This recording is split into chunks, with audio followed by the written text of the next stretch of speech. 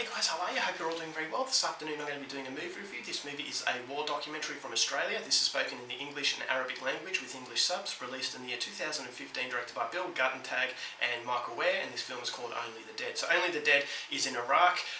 Moments after the topple of Saddam Hussein in 2003, Iraq was looking to build a new chapter in their troubled history. So they're looking to move on from the evil dictatorship, but they can't move on because insurgents have now seen Baghdad as a leaderless sort of land, and that they're going to take it for themselves. So they're constantly fighting against the Allied forces, and there's a lot of carnage within this city. So Michael Ware is this courageous documentarian who actually went into the war zone, but he didn't want to stop there. He basically wanted to get a perspective from the other side of the war by going into the insurgent land and basically interviewing the insurgents. So he's putting his life at risk, and he's doing things that not a lot of other documentarians would even dream of doing. So he goes into this land and he's trying to get an insight into their way of thinking. So the more Michael Ware stays in Baghdad and the insurgent land, the more reputation he's getting, and this is getting the attention of al-Zarqawi, who was a brutal terrorist who ruled by fear. Everybody feared this guy because of his brutality, and that even Al-Qaeda told him to stop doing what he was doing because it was even too much for them. So it shows you how fearful and how horrifying this guy was, and the closer he gets to Michael Ware, the more Michael Ware believes that his life is in grave danger, but he wants to do the right thing by covering and showing the harsh realities of a war that has basically gripped the whole world. So whether or not he does that and what's in store for him is something you're going to have to find out for yourself, because that's as far as I'm going with my synopsis. Now my thoughts on Only the Dead.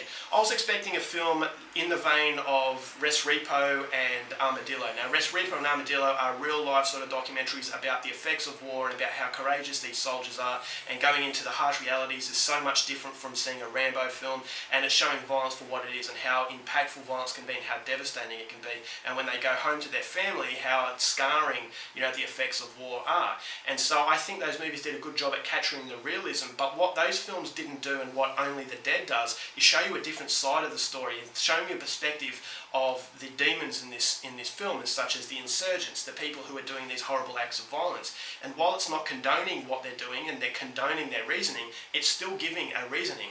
And because of that, it makes it very challenging, because these people see what they're doing as the right thing, and the Allied forces are seeing what they're doing as the right thing, and it shows you how wasteful this war is, because it's never going to stop. Until one side says, I'm in the wrong, I'm going to stop, this war is going to keep going, and more civilians are going to die. And basically that's the challenging aspect of Only the Dead, and that's why I think Only the Dead is hated as much as it is because it does hit a nerve. And I think movies like this need to hit a nerve because it shows responsibility, it shows you the effects of war itself as opposed to taking sides. Now this is a movie that is extremely harrowing, so I'll be very, very careful. I can't recommend this film with a clear conscience to everybody, because it rattled me, it upset me. There are moments in this film that were just unbelievably hard hitting, and it feels like it's done for a very good reason, as opposed to just shocking an audience. It's giving you the realities of war. When you hear on the news that a car bombing went off and you can't picture it, you can't actually see it yourself, and you just dismiss it as another day in Baghdad.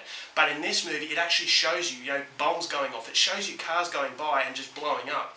And it just hits you on so much more of an emotional level, where you actually feel like, okay, this is a hell, this is a war zone, this is hell on earth. And it's so much different from hearing it on a news report. And that's what I think Michael Ware did so well, is that showing these harsh acts of violence in a way where it doesn't feel like it's disrespectful, it feels like it's done for a reason, and it needs to hit you over the head with a sledgehammer, because these days you just can't tap someone on the shoulder to get their attention. So I think Michael Ware does a great job at getting the attention and forcing these people to confront the issues that are not only the war in Iraq, but it's happening in Syria and all over the world, in Africa especially, is that these wars are forgotten, that they're pushed aside because we're not actually in the front seat, we're not actually viewing what's going on. And Michael Ware forces the viewer to open their eyes to the carnage of war and how destructive war can be, and not only their soldiers, but also the civilians as well. And so I just think this is incredibly courageous, and the fact that it is hated, I think, is a success, because a lot of people like to see the Allied forces as the solution to the problem.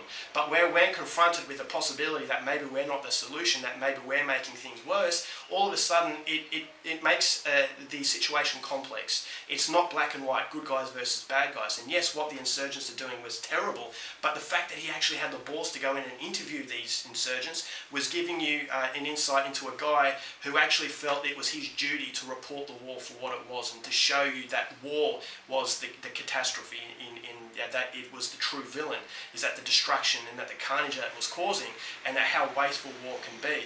And so you've got the scenes in this film that were truly terrifying. I mean, this is as close to a horror film as you will ever get. When he goes in and interviews these insurgents, there is a scene at night time where it's in night vision, where their eyes are kind of glistening and actually feels like they're not human beings, but in reality they are.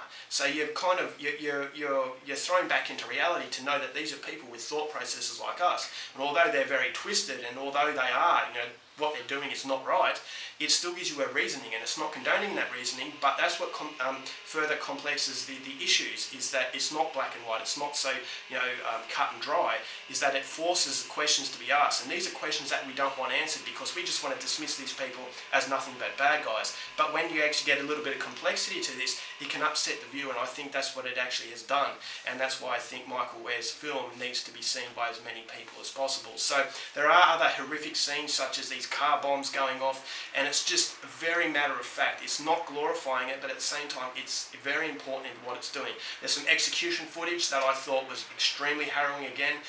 There is a scene right at the end of this film that I will never forget, and I think it summed the whole film up, showing you that war can corrupt a person's mind, in that you go into war as a specific person, but you can come out of war as a completely different person, and it shows you the mentality and how psychologically damaging what these soldiers are seeing actually is. And so I thought the last scene, a lot of people will say it was unnecessarily disturbing, but I think it was necessary in hitting home what the whole film wanted to do. And what it wants to do is show you harsh realities of war, and that good guys versus bad guys, it's not that clear cut in reality. So Michael Ware does a great job. This guy is incredibly courageous, as I said.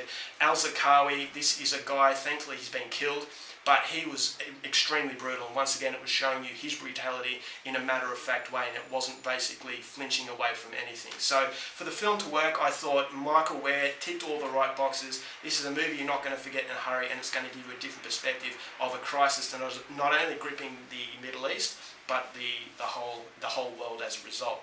So the only problems I have with the film is, as I said, it is very confronting. There are scenes where I thought, wow, this is truly horrifying, and it's not going to appeal to a wider audience. So that's the only criticism I have. But if you are a hardened fan of real-life documentaries and you want something that is going to really disturb you to no end, then Only the Dead is one that I would say check out. So overall for this film, I thought it was very important, but it's not a movie I'm going to watch any time again soon. I'm going to give it 4 stars. Alright guys, that's it for my review. Hope you enjoyed it. Till next time, keep watching movies and I'll see you.